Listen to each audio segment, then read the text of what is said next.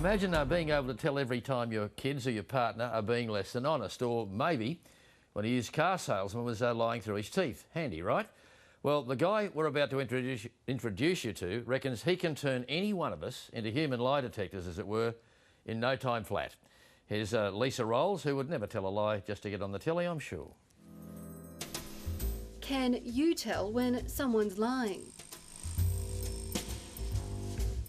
Australia's real-life lie catcher, David Craig, says he can, and often it's as plain as the nose on their face. It's this sort of thing, that's a good one. Hand to the face is a big one. The idea of a human lie detector has become a TV hit. You're lying, I can see it in your face. But David's been studying human behaviour for 20 years. Things like that famous denial by Bill Clinton. I did not have sexual relations with that woman, Miss Lewinsky. Well, this is a controlled smile, which indicates the duping delight. So he is holding back the excitement that he's feeling at having either got away with a lie or the challenge with getting away with a lie. Just as he couldn't control his desire to smile, there's scientific reason why he touched his nose.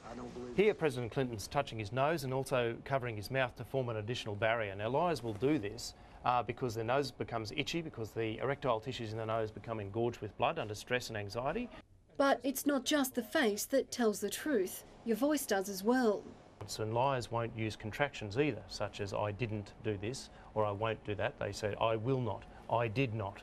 When US Congressman Anthony Weiner lied about sending naughty photos over the internet, the normally eloquent politician stuttered and stumbled.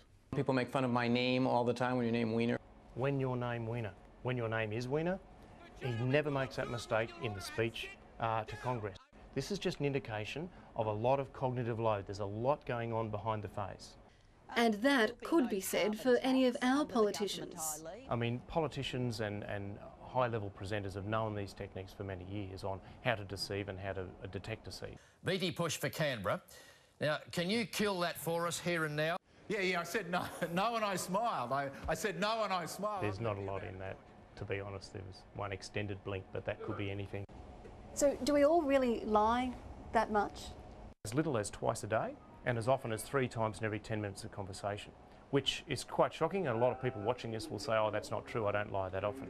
David says it all comes down to what we consider to be a lie. But if we just take the negative connotation of lie and we change it to say something to protect someone's feelings, say something to be polite, embellish to make something funny, then these lies start to make a little bit of sense. And about over 50% of our lies are told for the benefit of other people.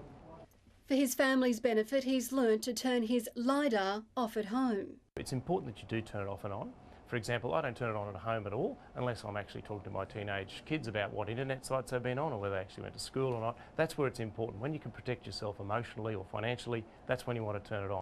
And while he's put his techniques into a book to help other parents, it seems Walt Disney had it right. Every lie comes at a price.